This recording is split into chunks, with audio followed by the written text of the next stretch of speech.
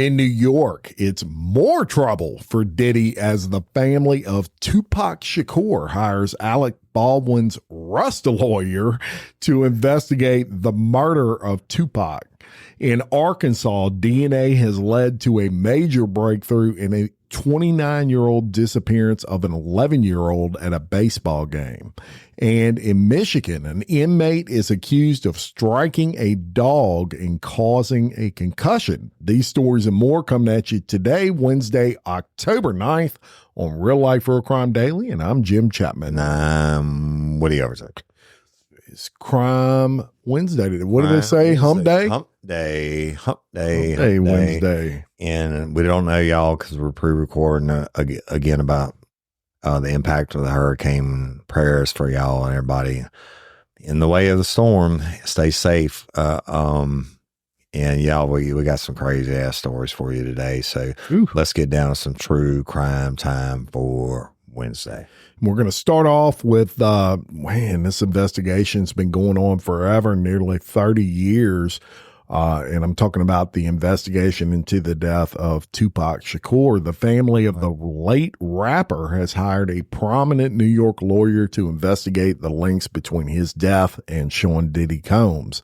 Alec Spiro, a 41-year-old Harvard-trained attorney, helped Rust actor Alec Baldwin secure a legal victory in his involuntary manslaughter case. I probably could have got him out of that. Right, I mean, come on. Yes, yeah.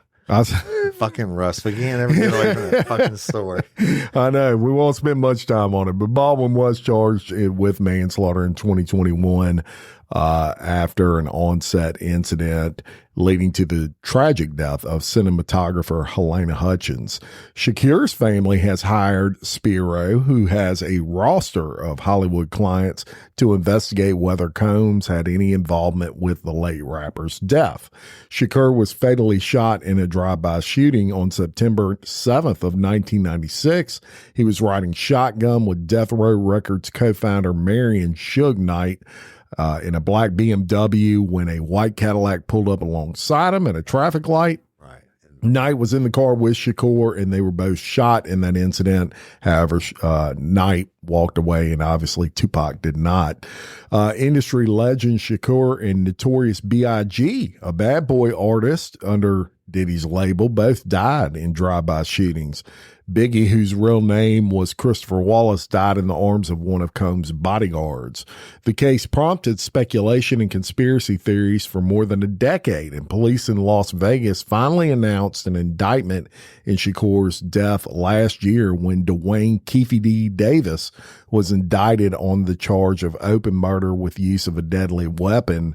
In 2018, Davis made media statements on podcasts, oddly enough, that reinvigorated the investigation. In 2008, Combs denied a report by the LA Times that his associates were responsible for a 1994 robbery and shooting of Shakur at a New York recording studio. Bullshit. Yeah. The story is a lie, the hip-hop mogul said, and it's beyond ridiculous and completely false. The 1994 shooting triggered a feud between East Coast and West Coast rappers that led, many believe, to the killings of Shakur and Notorious B.I.G. On September 16th, of course, Combs was arrested for so many sex trafficking violations, you can't count them. And it reinvigorated this case to where Tupac's family is now having this famed lawyer look into it. You got I remember, right, when it happened in Vegas and all that. I was 24 years old. Yeah, I do too. It just keeps going and going, and just if it keeps on giving, I guess. Yeah, and very bizarre case from the perspective of it was all, I mean, this was on the Las Vegas Strip. Right. This happened. Right. This wasn't in the middle of nowhere in the desert. Right. Exactly. The fight, yeah. It's just really a strange case and all this time and no firm arrest. Yeah, who knows what else is going to come out about P. Diddy. But you're going to be covering it on. Yeah. Well, I personally have no doubt Diddy had something to do with it. Well, maybe I'll cover that in a we'll episode. Yeah, and y'all go listen to it. Expose files of the scandal. You're gonna get it one day. Right? Scandalous files of the elite. All right. Yes, indeed. That and every other high profile case, right? That you cover on. That's right. So look, I think everybody loves a sweet little puppy. Yes. Right? And look at the sweet little puppy. I don't even know what kind of dog that is. He showed me a picture of a little bitty cute dog. Like a little 3-pound dog. Yeah. It's not a Chihuahua. It's something like that. I mean, we raise English Springer Spaniels, which are probably 3 times the size of this dog, and our dogs are small. But we've shipped them all over the United States, and a lot of them have gone to be therapy dogs and PTSD dogs and stuff like that. Yeah. Well, yeah, that's a real deal. And service animals, whether you're blind or like my brother Shane has a PTSD dog from his time in the Army and what have you. But they are now, they take these dogs into hospitals and to help patients. It calms them, helps them forget about their, situation they're in. Right. Well, now they're even taking them into prisons. In that bloody Angola, they do a lot with the dogs and stuff and help them get out to people. Well, in Michigan, they have a program similar to that where they take these dogs in and help calm inmates and help the guards, and then cute little puppy makes everybody smile, right? Sure. Well, this Michigan inmate is charged with torturing an animal after a video showed him hidden a jail comfort dog. Right? The video, which was released by Genesee County Sheriff's Office, shows the dog Josie approaching an inmate. Y'all, again, this dog is as big as my fucking foot. It's like 12 inches. Approaching an inmate who's identified by the sheriff's office as Romelio Maxwell, 27, who then violently strikes the animal. The dog was knocked off her feet and yelped. The footage stops right as another man appears to confront Maxwell. Now look, even most hardened criminals, most of them, except for this asshole, like a sweet little puppy. Right. And in a press conference, Sheriff Christopher Swanson says Maxwell's being charged as a habitual offender, right? And could face up to 8 years in prison if convicted. And it's not clear if he's entered a plea. But Swanson says therapy dogs are used with guards, inmates, and even victims as part of an expansive canine program with the sheriff's office. Josie is just over a year old and weighs under 15 pounds. She suffered a concussion and a scraped pupil, and the veterinarian bill was thousands of dollars, according to Swanson. It broke my heart when I watched this video. This is the Genesee County prosecutor, David Layton, who added that Maxwell has been charged as harshly as possible under the law. And, he's locked up on that. Josie is going to continue to serve with sheriff's office and is doing great, according to the sheriff. But let me tell you something. You don't want to fucking have a jury or a bench trial where you got a video of you knocking out a 10-pound dog, right, and hurting it. I mean, no. What the fuck? The bad grass is bad grass. But at least Josie's going to be alive.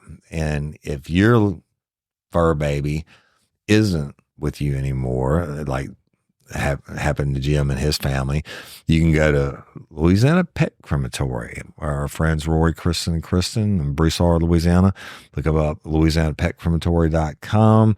And they have so many cool things, y'all, to memorialize your pet. And they're such great people. They really do. They've got a lot of, everything from the urns for the pets to frames. They do these really cool paw print deals. Yeah, and necklaces, all kinds of stuff. And they also have LouisianaFuneralServices.com and, complete funeral services, and the only place in Louisiana where you can get your own independent autopsy done.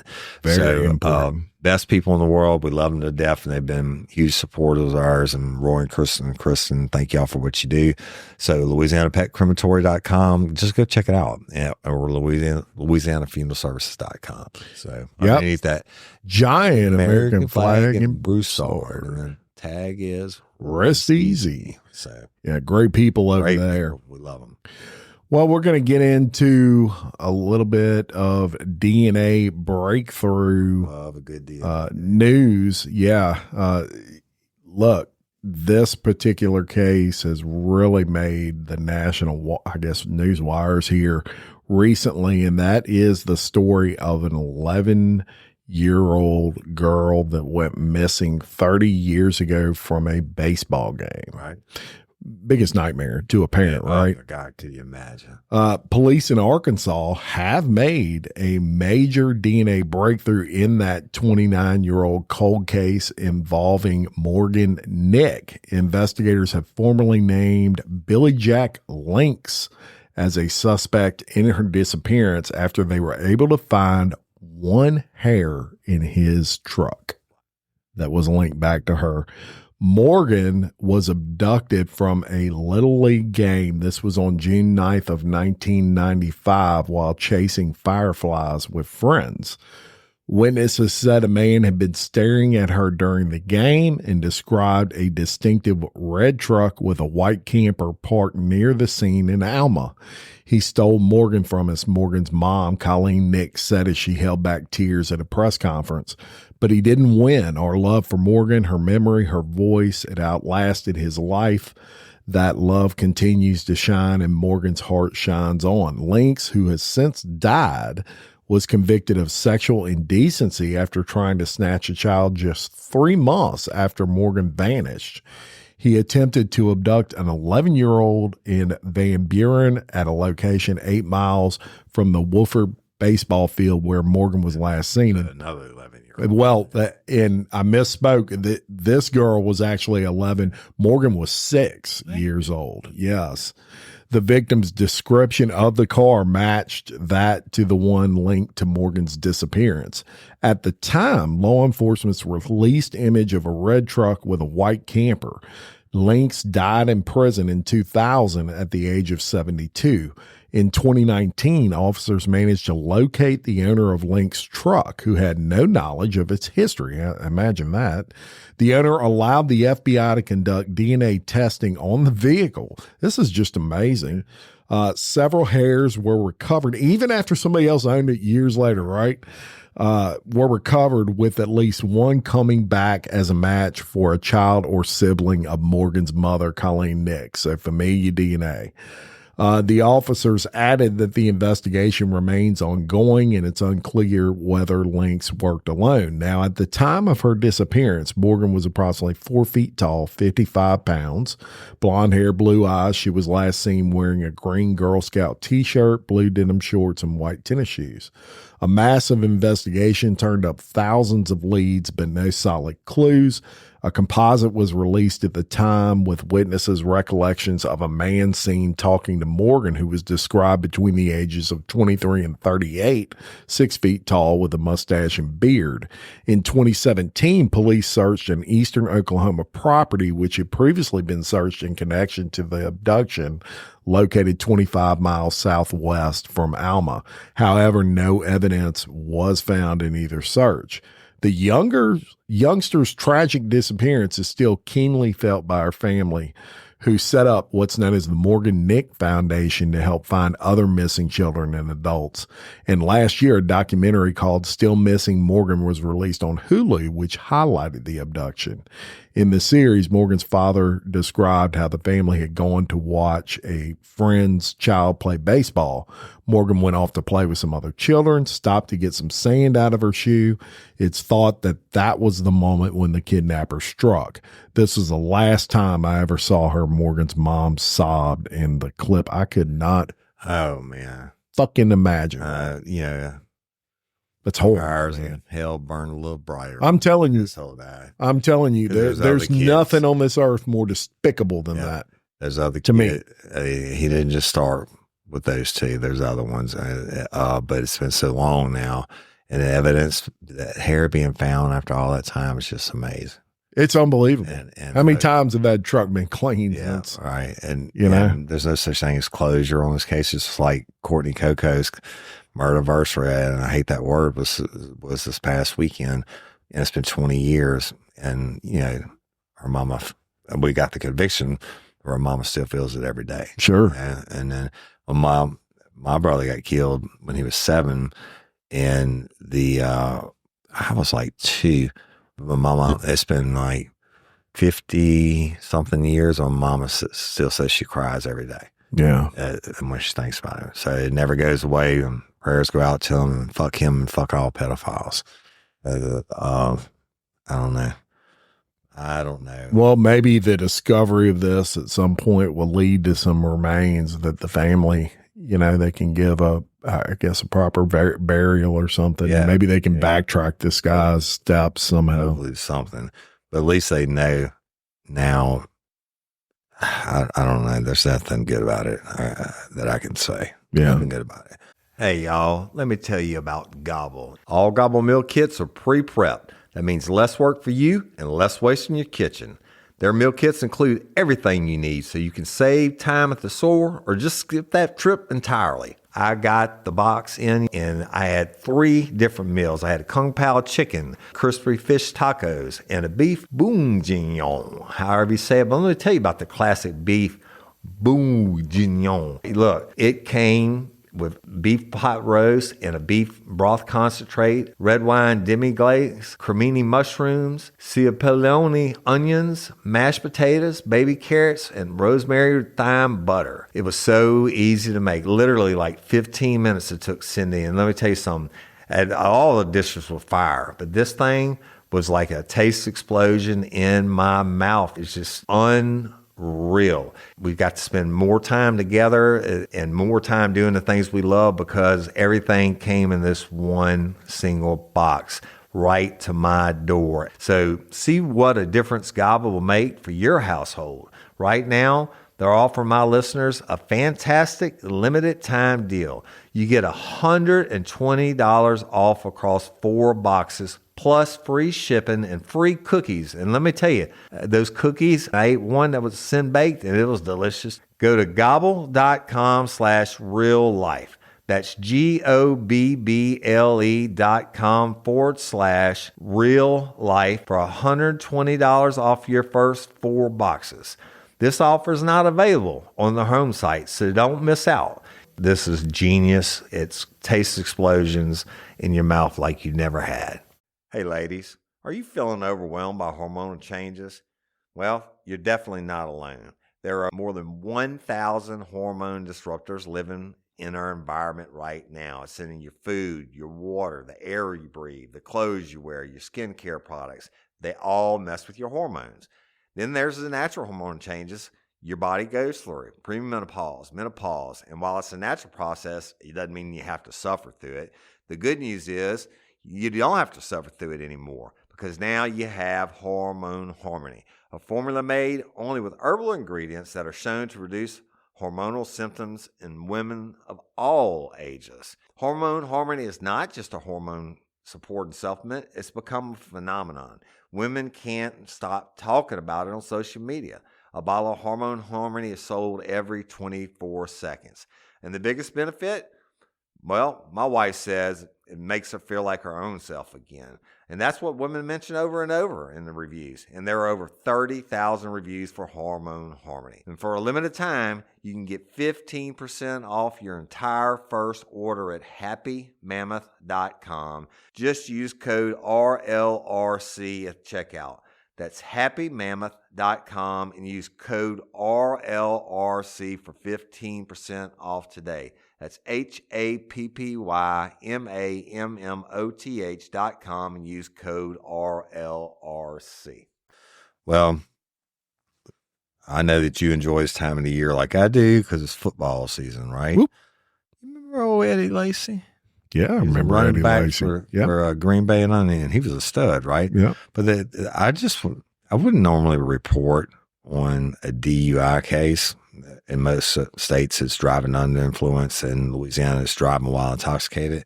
But this one caught my eye. Because Eddie Lacey was a badass, and he was a star in the NFL. But he got arrested on a charge of, quote, extreme DUI, quote. First time I've ever seen that. Never heard that. Never heard of that in my entire life. I thought they were all extreme. So he's retired, y'all, and he's a retired running back and he pled guilty to another charge like this back in 2022, but he was arrested late Monday night on 4 DUI charges, I don't understand how this works, including an extreme DUI charge in possessing an open container inside the vehicle. And this was in Arizona, y'all. Now, in the state, an extreme DUI charge for a blood alcohol concentration of at least 0.15 is a misdemeanor. Sergeant Allison Simpsons, misdemeanor. Well, your first DWIs in Louisiana are misdemeanors. Really? Absolutely. And they're going to plead you down. Listen, I'm going to tell you, people don't understand this. You see somebody like in Louisiana that's got arrested, got in a crash, killed somebody, and this is their 12th DWI. Guess what? It's not, because if you get arrested your first DWI, let's say here in Livingston Parish, you have to go in, you plead guilty, whatever, okay? Then you get arrested in another parish, East Baton Rouge Parish, while the arresting officer can see that you were arrested for DWI before, so they charge you with second offense. When it goes to court in East Baton Rouge, it's still a misdemeanor. So the prosecutor in East Baton Rouge would have to come to Livingston to prove that you've been boycotted. And boycotted is when you plead guilty to the first one, the judge has to read this long list of shit. It's like a fucking 15-minute thing that they have to read, and you have to agree to it. So before you can get charged with the second offense, if it's in a different parish, they have to go to the first parish and get the court records of the boycottation to charge you with the second one. So it never happens. Right. And it goes on 3rd, 4th, 5th, and 6th. They don't take the time to go back and get the other boycottations to up the charges. Wow. So, but anyway, Lacey, y'all, the 0.15 is high. I told you back in the day, I wanted to see how drunk I could get and blow on the machine when I was a uniform cop, and I was off duty, and I bought a case of beer, and I slammed like 15 in an hour and a half, and I went in and I blew a 0.14, and I weighed 275 pounds. Yeah. And I was blackout drunk. So wow. 0.15 is pretty extreme. Anyway, they confirmed the booking, and the NFL star booking said the DUI evidence still needs to be analyzed and processed by the lab. So Lacey was arrested around 10:40 p.m. Monday, September 30th, after a caller dialed 911 trying to locate a possible impaired driver and provide a description of the vehicle to police. Officers stopped Lacey in Scottsdale, and after they watched him commit traffic violations, and this is according to police report. Lacey, who was selected in the second round of the 2013 NFL draft by the Green Bay Packers out of the University of Alabama, was named the NFL Offensive Rookie of the Year by the Associated Press in his first season. And in 2014, he became the 5th ever Green Bay Packer to register back-to-back 1,000-yard rushing seasons.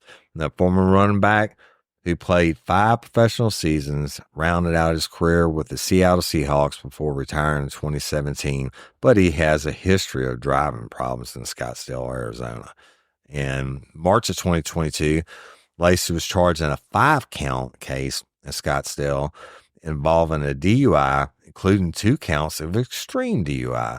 4 of the charges, including one of the extreme DUI charges, were dismissed at the request of a city attorney.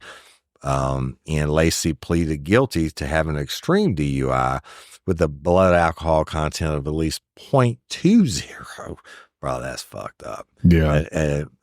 So when you're here, if you stop somebody and you bring them in to blow on the breathalyzer, if it hits 0.30, you have to stop. They have to take you to the hospital. 0.40 is legally dead. So before that case was closed in December 2022, Lacey pleaded guilty that September to driving with a license suspended revoked or canceled. Other related charges was dismissed, again, at the request of the city attorney.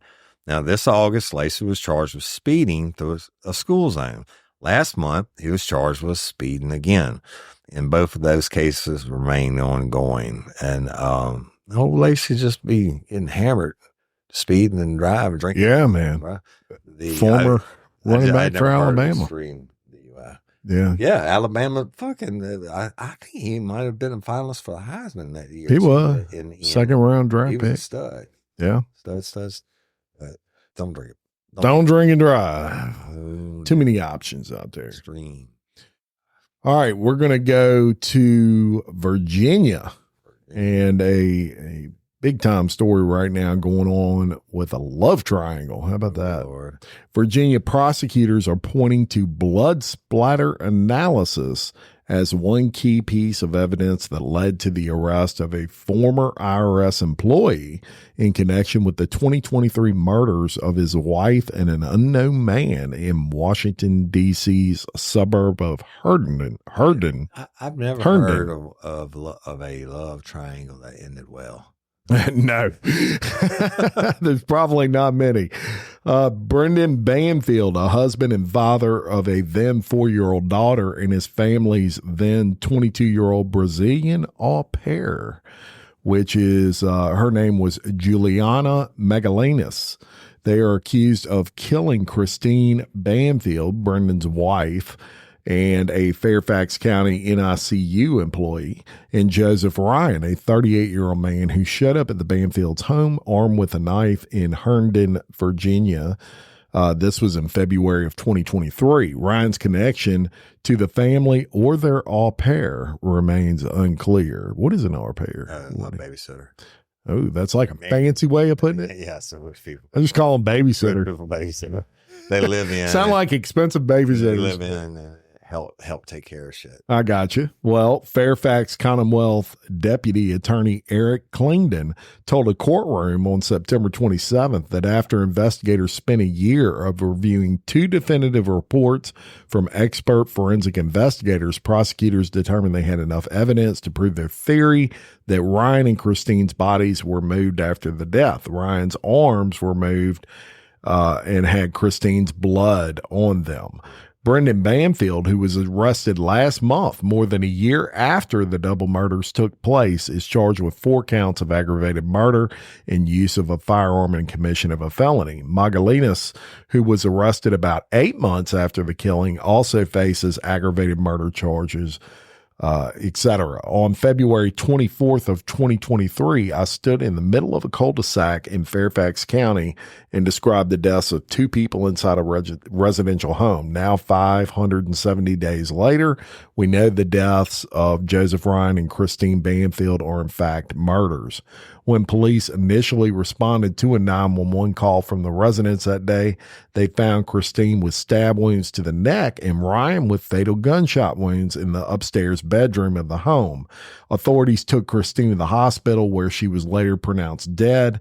Officials recovered a knife and 2 firearms from the scene. We knew that Brandon Banfield and Juliana Magalinas were involved in a romantic relationship at the time of the murders, Davis said during a press conference in September. I will not describe our victim, Joseph Ryan's involvement with anyone in the case because of the movement of the investigation. We know that Brendan Banfield and Juliana Magalinas were involved in a romantic relationship at the time of the murder.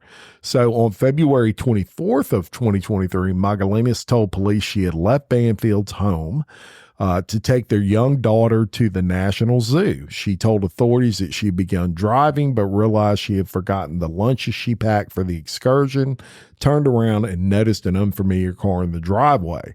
She then reportedly called Brendan, who was a former criminal investigative agent for the IRS. Not one of probably many people's favorite people, who had at that point left for work, and told him about an unknown car in their driveway. The pair decided to meet at Banfield's home and walk inside together. Initially, Magalinas told police that when she and Brendan walked inside, they saw an unknown man, Ryan, holding Christine at gunpoint. She allegedly described him as an intruder. Ryan was apparently fully clothed while Christine was naked in the main bedroom of the house.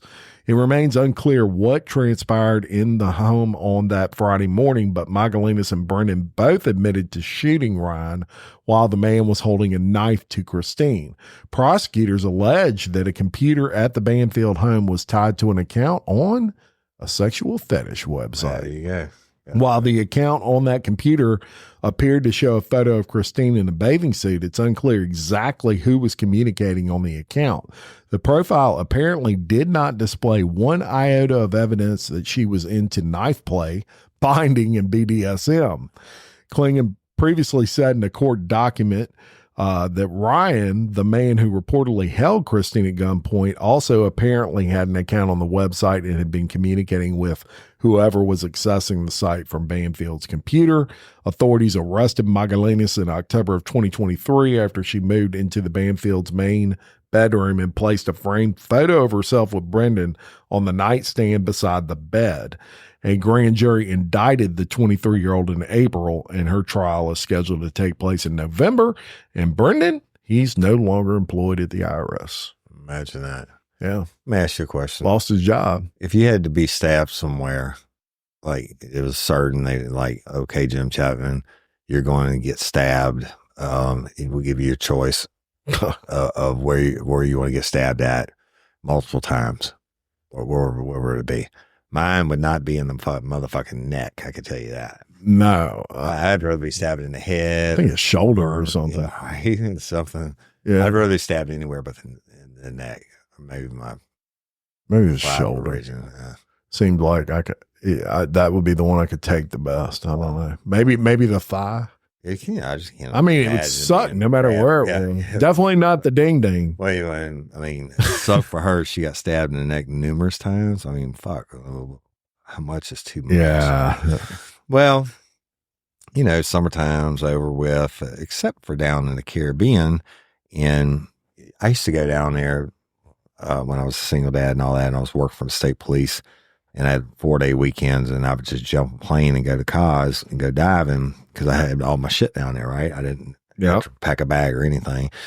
And there was never any trouble. And especially like in Cancun, Cozumel's the island off the shore from Cancun or Playa del Carmen, but there wasn't any trouble back then. And even the cartel stayed out of like Cancun in the big hotel, fancy resort areas and all that. Well, let me tell you what happened on Wednesday, October 2nd.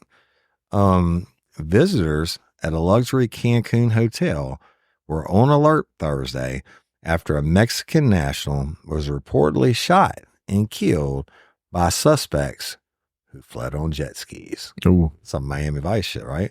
The incident happened on a beach near the Rue Caribia Hotel shortly before high noon on Wednesday, October 2nd, and this according to the Riviera Maya News.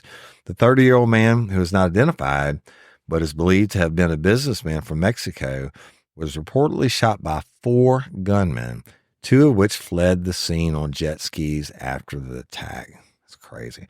Paramedics that responded to the site confirmed the man's death, and authorities cordoned off the area from the public as they launched an investigation. And a marina boat was sent out in order to locate the suspects who had fled across the water, while authorities also carried out a search on land for evidence. Nearby guests and staff on the beach ran for cover after the shots rang out.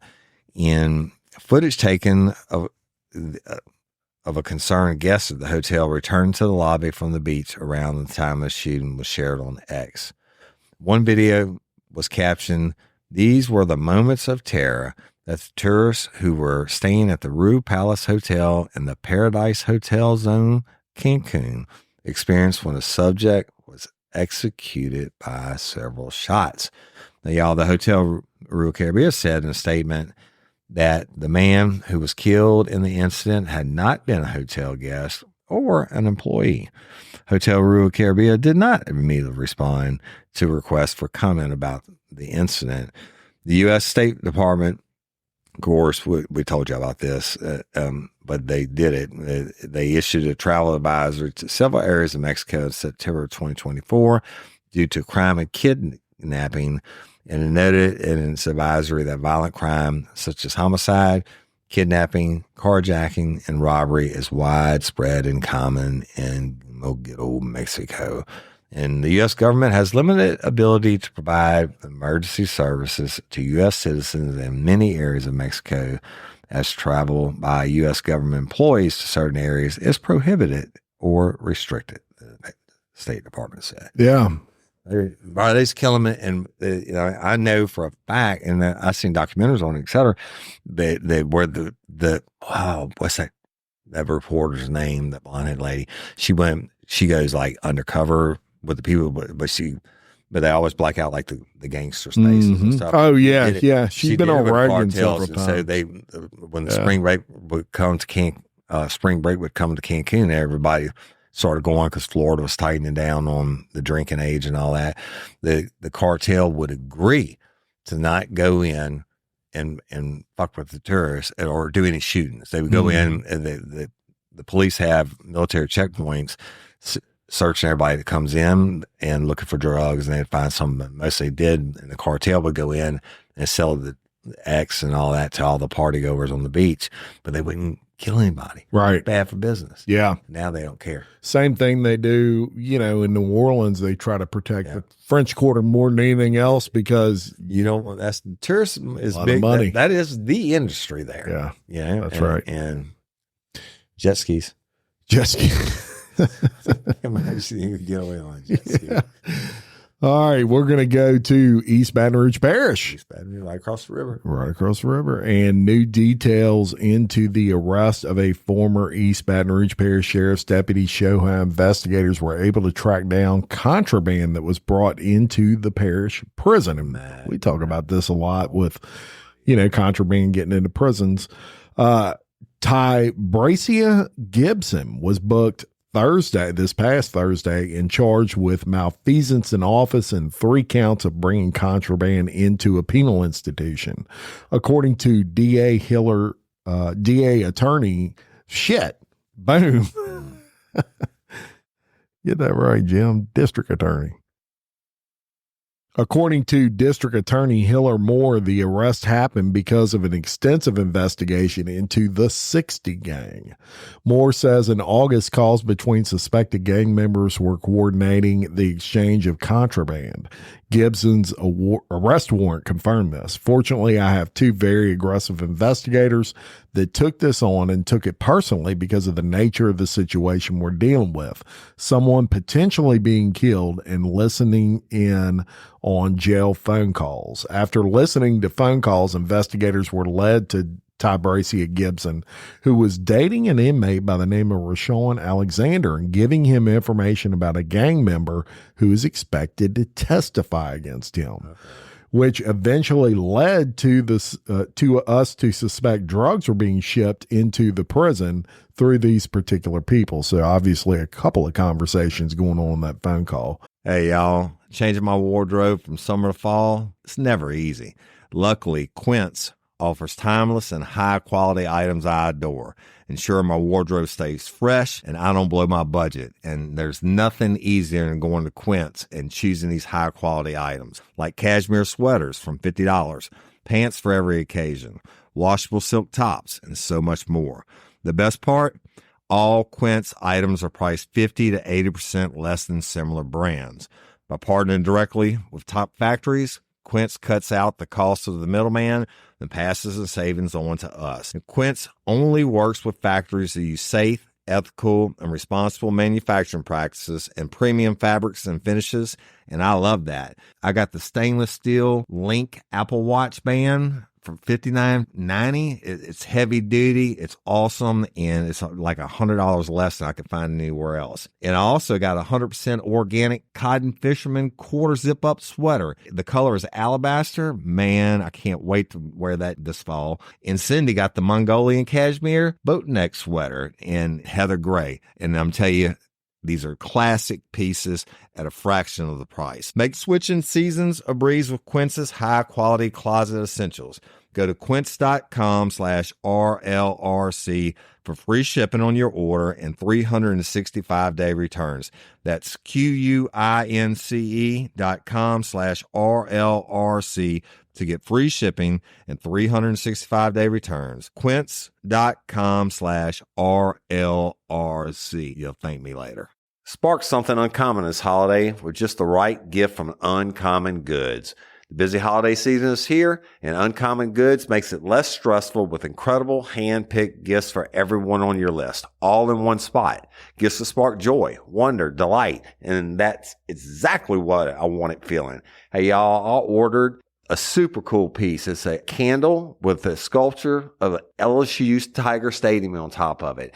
And each officially licensed laser cut wooden replica features up to 4 layers of detail, creating a bird's eye view of a specific football field, seating section, and more. And every label includes your stadium's name, the team's logo, and school location. And it has a coconut, soy, vegan wax infused with sandalwood smell that creates tailgates and touchdown scent profile, reminiscent of game day. It's invigorating like fresh cut grass and nostalgic like smoke from a pre-game grill, and calming like the crisp autumn air of a new semester on campus. Y'all, I love it. I have it at the base of my TV, and I'm ready to watch the Tigers play on Saturday night, right? Uncommon Goods. Look, when you shop at Uncommon Goods, you're supporting artists and small independent businesses. And many of their handcrafted products are made in small batches. So shop now before they sell out this holiday season. Uncommon Goods looks for products that are high quality, unique, and often handmade or made in the U.S. They have the most meaningful, out of the ordinary gifts anywhere. They even have gifts you can personalize. From holiday hosts and hostess gift to the coolest finds for kids, to hits for everyone from the book lovers to diehard sports fans. Uncommon Goods has something for everyone, not the same old selections you can just find anywhere. And with every purchase you make at Uncommon Goods, they give $1 to a nonprofit partner of your choice. They've donated more than $3 million to date. So to get 15% off your next gift, go to uncommongoods.com/RLRC. That's uncommongoods.com/RLRC for 15% off. Don't miss out on this limited time offer. Uncommon Goods, we're all out of the ordinary.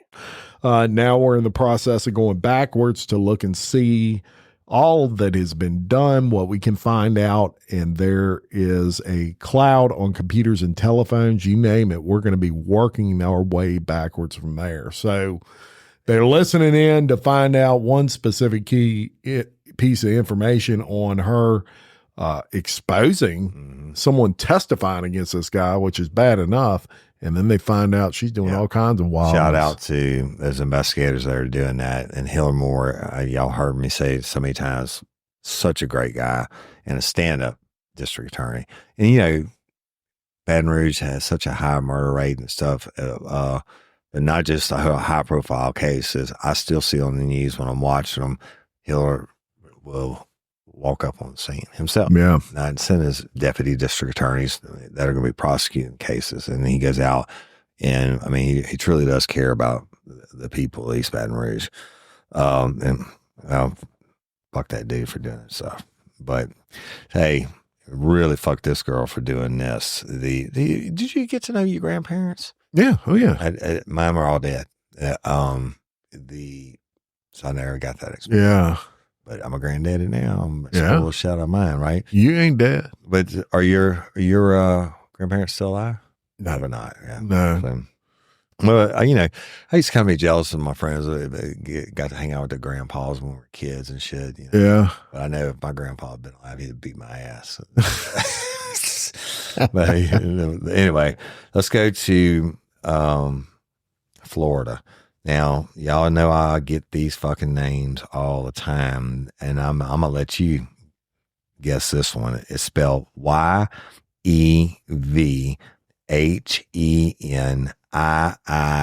That's the first name. Last name is Koval, Koval, 79, was found unresponsive with multiple bruises in May, leading to the arrest of her teenage granddaughter, Sophia Koval. Authorities in Florida are charging the 14-year-old with manslaughter in connection with the beating to death of her grandmother in May. Now, Wacavile, the 79-year-old, was found unresponsive. I told you that, with multiple bruises on her body. And this is in Lauderdale Lakes, Florida. And that was the last May the 23rd. And police arrested Cavile's 14-year-old granddaughter as suspect in connection with the woman's death, which was ruled a homicide. The teenager is now being charged as an adult on manslaughter charges, according to the Broward County authorities, who identified her as Sophia Cavile. Because of the heinous nature of the crime, and after considering everything presented by the defense so far, I believe it is appropriate that this case should be handled in adult court. That's according to Broward State Attorney Howard F. Pryor. Now, Sophia's father told police on May 23rd that he had left the teenager with his mom in his home to go see a friend and return home to find the elderly woman unresponsive. She was pronounced dead after being transported to a hospital. Now, according to the arrest report, investigators believe Sophia beat her grandmother with a belt and the walker the elderly woman used. Okay. In the arrest report, cited by NBC Miami and the South Florida Sun Sentinel, Sophia told her father that she attacked her grandmother in self-defense. It was on a walker, bro. She allegedly told them she struck the victim several times with a belt. And Sophia then began crying and expressing remorse for what she had done. She told her father that she helped the elderly woman die because she was already dying. Right? You just... Sophia recently moved to Florida from her native Ukraine, where she witnessed the ongoing war, her father says. He told police she was experiencing behavioral issues after witnessing the war and being separated from her mom. Now, on the day of the killing, Sophia's father took away her phone to discipline her. And if convicted, Sophia would face a maximum 15 years in prison, but there is still a possibility she may face the penalty for a juvenile, which is 3 years in a juvenile corrections facility. She may also be deported, y'all, after completing her sentence, and she's being held without bond. You know, it's becoming more prevalent with these freaking 13, 14-year-old kids. Your 79-year-old grandmother who's on a walker beat her with a belt and then beat her to death with her own walker. Yeah.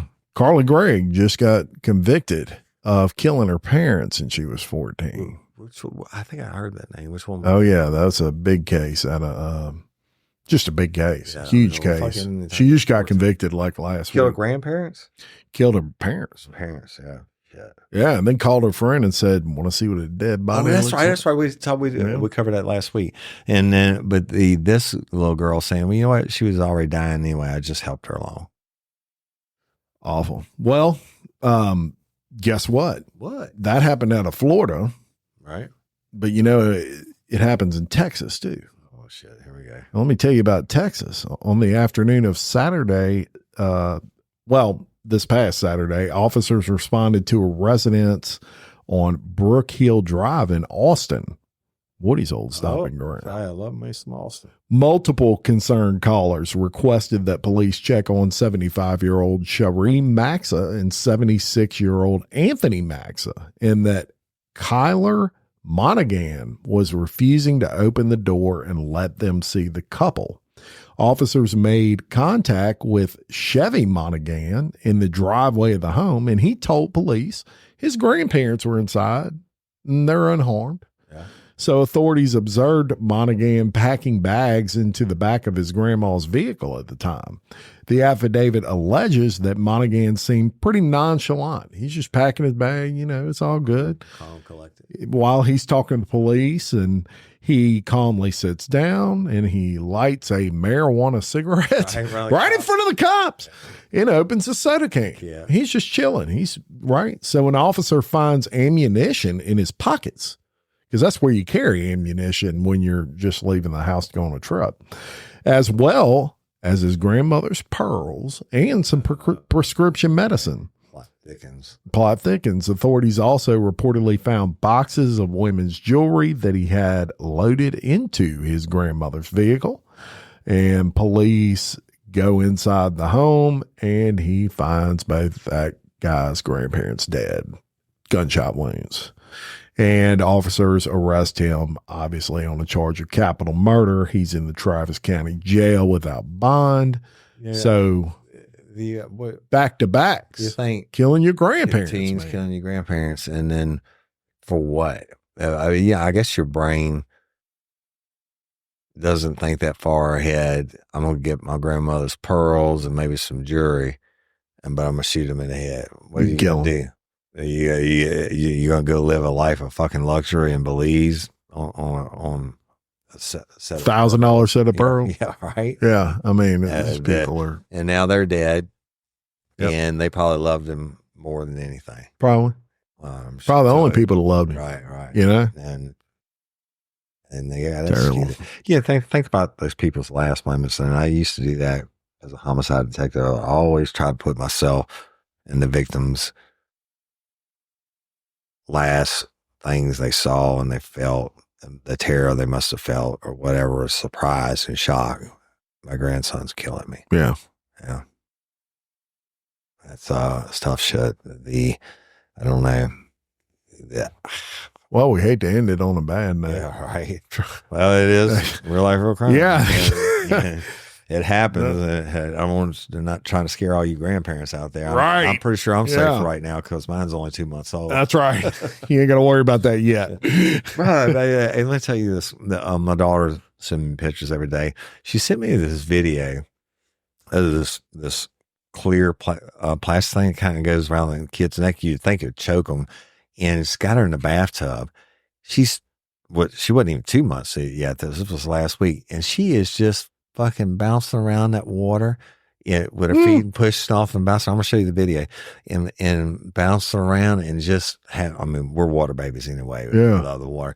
2 months old, bro. And this thing's holding her up. But she's pushing her little legs and she's just having the time of her life. Time of her life. Yeah. So how about that? Anyway, it's pretty amazing. Wow.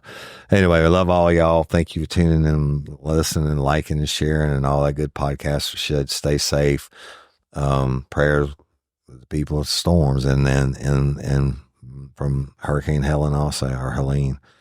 That's it. And until next time, I'm Jim Chapman. And I'm Woody Overton, your host of Real Life Real Crime Daily. Peace. O'Reilly. You've got questions? O'Reilly Auto Parts has answers. Need a pro you can trust? We've got that too. No matter what you need, our professional parts people have the training and expertise to help you do things right. Deep automotive knowledge. Just one part that makes O'Reilly stand apart. The professional parts people. O'Reilly.